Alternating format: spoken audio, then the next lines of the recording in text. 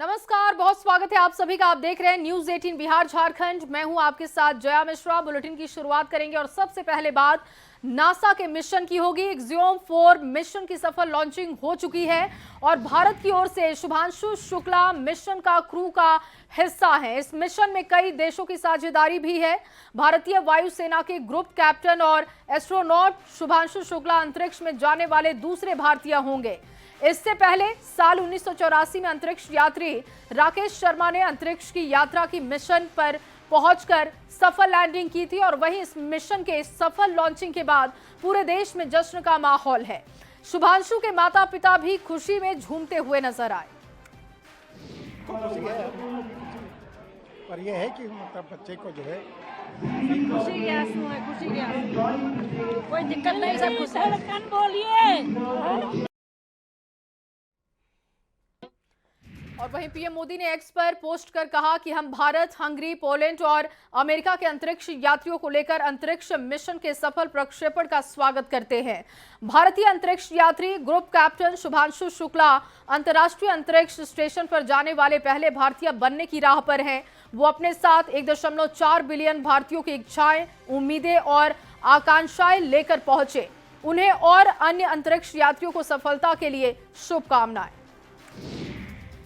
और चलिए अब बात करते हैं बारिश के बाद बाढ़ से बढ़ी परेशानियों की। जम्मू कश्मीर में भारी बारिश के बाद नदी नाले उफान पर दिखाई दे रहे हैं और रात भर बारिश की वजह से तवी नदी का जलस्तर बढ़ता हुआ दिखा। जम्मू में तवी नदी के अचानक बढ़े हुए जलस्तर के बीच एक युवक फंस गया, जिसकी तस्वीरें इस वक्त आप देख रहे हैं। आप देख सकते हैं कि नदी अपने पूरे उफान पर है और इस उफान के बीच युवक फंसा हुआ है। जानकारी मिलते ही रेस्क्यू की टीमें मौके पर पहुंची और रेस्क्यू करने के दौरान की तस्वीरें आपको दिखा रहे हैं। कड़ी मशक्कत के बाद युवक को बचाया गया है। इन तस्वीरों में आप साफ देख सकते हैं कि किस तरीके से एनडीआरएफ के एक कर्मचारी ने अपनी जान पर खेलकर उफान के बीच फंसे युवक की जान बचाई। जम्मू कश्मीर में भारी बारिश आफत बनकर बरस रही है, जिसके चलते मेंढर में भारी बारिश के बाद भूस्खलन की स्थिति दिखी। भूस्खलन में चतराल इलाके की पुलिया भी बह गई है और इसकी वजह से इलाका पूरी तरीके से जाम में फंसा हुआ दिख रहा है। जानकारी मिलते ही प्रशासनिक अधिकारी मौके पर पहुंचे और वहां से मलबा हटाने का काम हो रहा है। और इस वक्त की बड़ी खबर आपको दे दे केदारनाथ से। ये बड़ी खबर, रुद्रप्रयाग में केदारनाथ हाईवे पर लगातार लैंडस्लाइडिंग हो रहा है। गौरीकुंड आने जाने में दिक्कत हो रही है। मुनकटिया के पास पहाड़ी से लगातार बोल्डर गिरने की खबर, जिसके बाद गौरीकुंड आने जाने वाले लोगों को दिक्कतों का सामना करना पड़ रहा है। खतरे को देखते हुए पुलिस इसी स्लाइडिंग जोन से श्रद्धालुओं की पैदल आवाजाही करा रही है, मगर खतरा अभी टला नहीं है। दरअसल देर रात से लगातार बारिश का दौर जारी है और इसकी वजह से लैंडस्लाइड का खतरा बना हुआ है। और अगली खबर गुजरात से, जहां गुजरात में मानसून ने कहर बरपाना शुरू कर दिया है। मौसम विभाग ने अगले 7 दिनों तक भारी बारिश की चेतावनी के साथ ही सूरत, वापी, वलसाड़, दाहोद, छोटा उदेपुर और अरवली जैसे जिलों के लिए ऑरेंज अलर्ट जारी कर दिया है। आप देख सकते हैं कमोबेश स्थिति हर जगह एक जैसी दिखाई दे रही है। सड़कों से लेकर घरों तक पानी ही पानी दिख रहा है। दाहोद में एक युवक तेज बहाव में फंस गया, जिसे ग्रामीणों ने रस्सी की मदद से बाहर निकाला। कई जगहों पर अनाज और मवेशियों के बहने की खबर। नर्मदा के करजड़ डैम किनारे बसे गांवों को अलर्ट पर रखा गया। इसके साथ ही वडोदरा की बात हो तो वडोदरा के डभोई और शिनोर में भी हालात बेहद चिंताजनक है। और गुजरात के पंचमहल से एक हैरान करने वाली तस्वीर आई है सामने, जहां पावागढ़ मंदिर की सीढ़ियों पर नदी बहती हुई नजर आई। भारी बारिश के चलते हालोल शामलाजी हाईवे समेत कई इलाके जलमग्न हो चुके हैं। एक वायरल वीडियो में दर्शनार्थी बेकाबू पानी के बीच जान बचाते भी दिखे हैं। महिलाओं और बच्चों ने रेलिंग पकड़कर खुद को संभाला। जैन मंदिर इलाके में कार बहती हुई नजर आई तो खाचा में एक्टिवा पानी में तैरती हुई दिखी। शहर की सड़कों पर सिर्फ और सिर्फ पानी का कब्जा दिख रहा है। और अगली खबर भी गुजरात से ही है, जहां गुजरात के दाहोद से एक हैरान करने वाली खबर आई है सामने। एक शख्स उस वक्त मुसीबत में फंस गया जब वो स्कूल से अपने बच्चे को लेकर घर लौट रहा था। शख्स अचानक पानी की तेज धारा में बहने लगा। ये घटना एक लोकल कॉरिडोर की बताई जा रही है, जहां बारिश के बाद पानी का बहाव अचानक से बहुत तेज हो गया।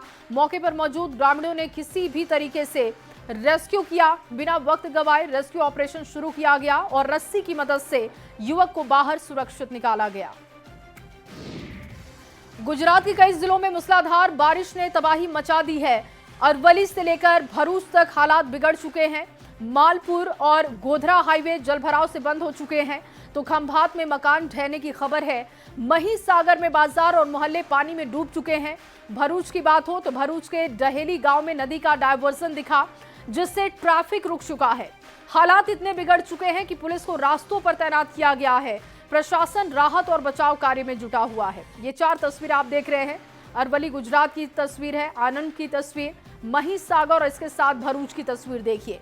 हर जगह इस वक्त पानी का कब्जा दिख रहा है और लगातार शहरों की तरफ पानी का रुख होने से परेशानी भी लोगों की बढ़ती जा रही है। मॉनसून की दस्तक के साथ ही लोगों की परेशानी बढ़ी है। मंदसौर से खबर, जहां भारी बारिश के चलते कृषि उपज मंडी से लहसुन बहने का वीडियो आया है सामने। बारिश के बाद नाले के पानी में किसानों की लहसुन बह गया। इस दौरान बहते लहसुन को बचाने के लिए किसानों ने काफी मशक्कत की। बारिश में कई किसानों का 20 से 25 बोरी लहसुन बहा। किसानों ने मंडी प्रशासन और अव्यवस्था और लापरवाही का आरोप लगाया है। नुकसान की भरपाई की मांग भी की गई है। और अब बात आपातकाल की होगी। देखिए, आज आपातकाल की 50वीं बरसी है। बीजेपी आपातकाल के 50 साल पूरे होने पर इसे संविधान हत्या दिवस के रूप में मना रही है। देश भर में इसे लेकर कार्यक्रम हो रहे हैं। इन कार्यक्रम के जरिए बीजेपी नेता आपातकाल के काले अध्याय की जानकारी जनता को दे रहे हैं। इमरजेंसी की सालगिरह पर पीएम मोदी ने एक्स पर पोस्ट किया। उन्होंने लिखा कि भारत के लोग इस दिन को संविधान हत्या दिवस के रूप में मना रहे हैं। इस दिन भारतीय संविधान में निहित मूल्यों को दरकिनार करते हुए मौलिक अधिकारों को निलंबित कर दिया गया। इमरजेंसी को लेकर सीएम नीतीश ने भी एक्स पर पोस्ट किया। सीएम नीतीश ने लिखा कि इसे स्वतंत्र भारत के इतिहास का काला अध्याय दिन कहा जाता है। साल 1975 को उन्होंने याद किया। साल 1975 का आपातकाल तत्कालीन सरकार की तानाशाही का प्रतीक था। आपातकाल में जनता की अभिव्यक्ति की आजादी पर पाबंदी लगा दी गई थी।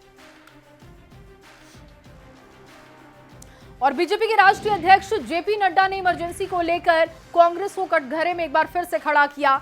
नड्डा ने कहा कि 25 जून 1975 की आधी रात को तत्कालीन प्रधानमंत्री इंदिरा गांधी ने आंतरिक अशांति का बहाना बनाकर भारत पर आपातकाल को थोपकर देश के संविधान की हत्या कर दी थी।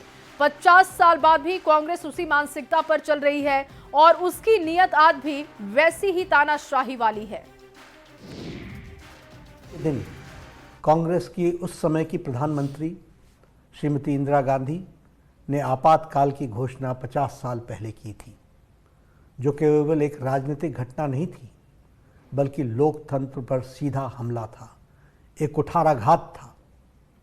25 जून 1975 की आधी रात को तत्कालीन प्रधानमंत्री इंदिरा गांधी ने आंतरिक अशांति का बहाना बनाकर भारत पर आपातकाल थोप दिया था और देश के संविधान की हत्या कर दी थी।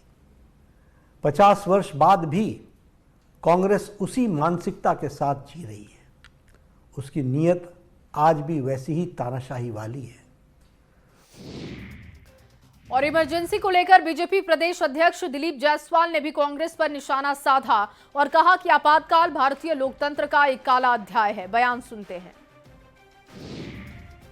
उस काला अध्याय को जब इस देश के अंदर आज जो लोग संविधान की किताब लेकर घूम रहे हैं और उन्हीं के जिनके वंशज हैं ये श्रीमती इंदिरा गांधी जी के समय में जिस तरह से लोकतंत्र का माखौल उड़ाया गया और समाज के कार्यपालिका, न्यायपालिका, पत्रकारिता सभी को पैरालाइज्ड करने का काम किया गया था। देखिए, और अरुण भारती ने आपातकाल के 50 साल पूरे होने पर कहा कि तत्कालीन कांग्रेस सरकार भारत में हुई हर अच्छी चीज का श्रेय लेना चाहती है, लेकिन साथ ही कैसे उन्होंने अपनी सत्ता को बनाए रखने के लिए अपने स्वार्थ के लिए संविधान के साथ छेड़छाड़ की। आज हमें इससे सीखने की जरूरत है कि अगर आप संविधान के साथ छेड़छाड़ करते हैं तो आपको लोगों, बहुजनों के गुस्सों का भी सामना करना पड़ेगा। तत्कालीन कांग्रेस सरकार भारत में हुए हर अच्छी चीज का क्रेडिट लेना चाहती है तो साथ ही साथ यह भी जरूरी है कि कैसे उन लोगों ने अपने राजनीतिक स्वार्थ के लिए संविधान के साथ, बाबा साहब के लिखे संविधान के साथ छेड़छाड़ करके अपनी सत्ता को बनाए रखने का काम किया था। आज के दिन उसकी इस गलती को याद करके उससे सीख लेने की ज़रूरत है कि बाबा साहब के बनाए संविधान के साथ अगर आप इस तरह का कोई छेड़छाड़ करेंगे तो आपको भी जनता का गुस्सा, बहुजनों का गुस्सा आपको झेलना पड़ेगा। और वहीं आपातकाल को संविधान हत्या दिवस के तौर पर मनाए जाने पर नगर विकास मंत्री जीवेश कुमार ने कहा कि पूरा देश कांग्रेस पार्टी के कुकृत्य को याद कर रहा है और इसको याद करते हुए सिहर जाता है। रात के अंधेरे में संविधान की हत्या हुई और इसीलिए इसे संविधान हत्या दिवस के तौर पर मनाते हैं। पॉकेट में संविधान लेकर चलने वाले युवराज और कांग्रेस को देश से माफी मांगनी चाहिए। करते हैं बिहार के नगर विकास एवं आवास मंत्री जीवेश कुमार से। जीवेश जी, आज 25 जून की तारीख है, संविधान हत्या दिवस के तौर पर आप लोग मना रहे हैं। 50 साल पहले आज ही के दिन इमरजेंसी लगाई गई थी, किस तरह से याद कर रहे हैं इस दिन को? पूरा देश कांग्रेस पार्टी के इस कुकृत्य को याद करके आज के दिन में सिहरता है। जो उस समय के लोग हैं, जरा उनसे जाकर पूछिए जिन्होंने कांग्रेस के दंश को झेला है। 25 जून की आधी रात सोए हुए राष्ट्रपति को जगा करके, और जिस प्रकार से रात के अंधेरे में इस देश के अंदर इमरजेंसी लागू किया गया, और इमरजेंसी लागू ही नहीं किया गया, देश के लोगों के ऊपर जिस प्रकार का अत्याचार किया गया, हर गली में पुलिस खड़ा करके, और जिस प्रकार से घसीट घसीट करके लोगों को अरेस्ट किया गया, मैं भी भुक्तभोगी हूं। और वहीं सीएम नीतीश कुमार ने आज 101 आर्किटेक्ट को नियुक्ति पत्र सौंपा है। मौके पर मौजूद डिप्टी सीएम सम्राट चौधरी और विजय सिन्हा ने बताया कि सरकार लगातार रोजगार दे रही है। उन्होंने कहा कि बिहार में जो विकास का काम हो रहा है, इस काम में वो और ज्यादा सहयोग करेंगे। हमारी सरकार का संकल्प है कि हम ज्यादा से ज्यादा लोगों को नौकरी दे पाएं। नियुक्ति पत्र पाने वाले अभ्यर्थी बेहद उत्साहित थे और उन्होंने इसके लिए नीतीश सरकार को धन्यवाद किया। नीतीश कुमार जी ने जो घोषणा किया है 12 लाख सरकारी नौकरी, उसको पूरा करने का काम सरकार कर रही है और लगभग 11 लाख से अधिक लोगों को बिहार में सरकारी नौकरी बिहार की सरकार ने दिया है। और आज आर्किटेक्ट के तौर पर जो सभी विभागों में लगभग 101 आर्किटेक्ट को नियुक्ति पत्र दिया गया। तो आज बिहार के माननीय मुख्यमंत्री नीतीश कुमार जी का हृदय से बधाई कि आज भवन निर्माण विभाग के माध्यम से सहायक वास्तुविद, आज आर्किटेक्ट की कितनी महत्व है नए संरचना, नए वातावरण में और नए टेक्नोलॉजी के साथ, और कितनी जिम्मेवारी है भूकंप रोधी वातावरण बनाने में। तो आज इनका 101 का नियुक्ति पत्र बांटा गया, हृदय से बधाई। ये बिहार को बदलने में, बिहार की मजबूत इमारत खड़ा करने में अहम भूमिका निभाएंगे। बहुत अच्छा लग रहा है, फाइनली गवर्नमेंट जॉब हो गया है। प्राइवेट में काम कर रहे थे एज एन आर्किटेक्ट और फाइनली बिहार गवर्नमेंट ने निकाला एक वैकेंसी फॉर आर्किटेक्ट्स, तो बहुत अच्छा। सीएम ने कोई संदेश भी दिया क्या आपको? हाँ, मतलब वेल विशेस दिए। बिल्कुल, बहुत अच्छा लग रहा है फाइनली गवर्नमेंट जॉब पाके। और क्या प्रायोरिटी रहेगी, क्या विजन है आपका बिहार को लेकर? एक छोटे आर्किटेक्ट में कैसे क्या कुछ बनाना चाह रहे हैं बिहार में? काफ़ी एक्साइटेड हैं और हम चाहते हैं कि बिहार में जितनी शिक्षा अभी तक पाए हैं आर्किटेक्चर में, तो हम चाहते हैं कि वो योगदान हम बिहार को दे सकें। पत्र मिला मुख्यमंत्री के द्वारा? जी, काफ़ी अच्छा लगा, अच्छा एक्सपीरियंस था। काफ़ी सारे डिग्नेटरीज वहाँ पर थे, तो काफ़ी रेस्पेक्टेबल भी फील हुआ एंड अच्छा लगा। क्या नाम? बहुत अच्छा लगा और मैं चाहती हूँ जिस पोस्ट पे मेरा हुआ है तो मैं ज्वाइन करके बहुत अच्छा काम करना चाहती हूँ यहाँ पे, और हमें बहुत अच्छा अपॉर्चुनिटी मिला है काम करने का। तो हम चाहेंगे कि हमारा बिहार भी बहुत अच्छा डिजाइन्ड और सब बेस्ट रहे। और मोतिहारी से इस वक्त की बड़ी खबर आपको दे दे, डिफ्यूज ग्रेनेड मिलने से हड़कंप की स्थिति बन गई। रक्सौल बॉर्डर पर यह हैंड ग्रेनेड पाया गया। रक्सौल के पास डिफ्यूज ग्रेनेड मिला। रक्सौल बॉर्डर पर मैत्री पुल के नीचे सरिसवा नदी से हैंड ग्रेनेड मिलने से सुरक्षा एजेंसियों में हड़कंप की स्थिति बन गई। बताया जा रहा है कि कुछ बच्चे उस वक्त नदी में नहा रहे थे और उसी दौरान बच्चों ने हैंड ग्रेनेड देखा। बच्चे इसे खिलौना समझकर उसे लेकर घूमने लगे। तब तक बॉर्डर पर तैनात एसएसबी जवानों की नजर बच्चों के हाथों पर पड़ी। हैंड ग्रेनेड उन्होंने देखा और एसएसबी ने हैंड ग्रेनेड को अपने कब्जे में लेकर जांच शुरू कर दी। वहीं पुलिस ने जानकारी दी है कि हैंड ग्रेनेड संभावना है कि कोई अपराधी या नक्सली नेपाल से इसको लेकर भारत में प्रवेश कर रहे होंगे। एसएसबी और पुलिस को देखकर डर गए होंगे और हैंड ग्रेनेड को नदी में फेंक दिया होगा। एसएसबी मामले की जांच में जुटी हुई है। अब एसएसबी सरिस्वा नदी के पास, आसपास और बॉर्डर क्षेत्रों में सर्च ऑपरेशन चला रही है और इसकी जानकारी जुटाने की कोशिश हो रही है। और आगे बढ़ते हुए पटना से आपको एक और बड़ी खबर दे। उत्पाद विभाग की बड़ी कार्रवाई दिखी है। कार सवार फर्जी दारोगा गिरफ्तार किया गया है। 199 लीटर विदेशी शराब के साथ जब्त किया गया। रवि किशन के रूप में पहचान की गई है। शराब तस्करी में जेल जा चुका है रवि किशन। नालंदा मेडिकल कॉलेज के पास से यह गिरफ्तारी की गई है। शख्स से पूछताछ उत्पाद विभाग की टीम कर रही है। नंबर से शराब लाया जा रहा है। हम लोग की टीम बताए हुए समय पे वहाँ पे पहुँची एनएमसीएच कॉलेज के पास, और जब ये गाड़ी नंबर देखा तो हाथ दिया रोकने, जांच के लिए, रोकने के लिए। तो इसकी एक्टिविटी थोड़ा सा संदिग्ध लगी, लेकिन फिर भी रुका तो देखा कि उसमें एक वर्दी पहन के एक आदमी बैठा है। तो फिर जब गाड़ी की जांच की गई तो पीछे में करीब 199 लीटर विदेशी शराब जब्त किया गया। और अगली बड़ी खबर, हजारीबाग से अपराधियों ने बाइक सवार को गोली मारी है। हजारीबाग से ये बड़ी जानकारी आपको दे रहे हैं। सिकरी के पतरा पुल के पास युवक को गोली मारी गई है। हजारीबाग से बड़ी खबर, जहां पर अपराधियों ने बाइक सवार को गोली मार दी। सिकरी के पतरा पुल के पास गोली मारी गई है। बाइक सवार बदमाशों ने 3 गोलियां चलाई हैं। उरी, मारी के कालेश्वर और बाजू को गोली लगी। 1 महीने पहले अपराधियों ने मांगी थी लेवी और 5 लाख नहीं देने पर गोली मारने की धमकी दी गई थी। 2 सप्ताह पहले की बात है। इसी दिन धमकी दिया था कि 5 लाख रुपया दो नहीं तो मार देंगे। इन लोग बोला कि हम लोग तो बड़ा कुचड़ा उठाने वाला है, तो हम लोग कहाँ से देंगे 5 लाख रुपया? 5 लाख हम लोग देखे नहीं है, 5 लाख आपको हम कहाँ से देंगे? हम लोग तो जूठा उठाते हैं।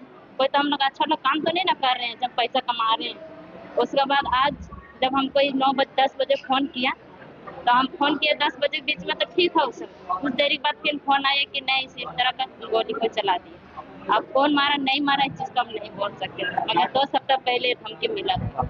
ओवरटेक करके आया, उसके बाद रुकवाया, उसके बाद में सीधा डायरेक्ट गोली चला दिया। कितने बजे की? सर 10 बजे आसपास।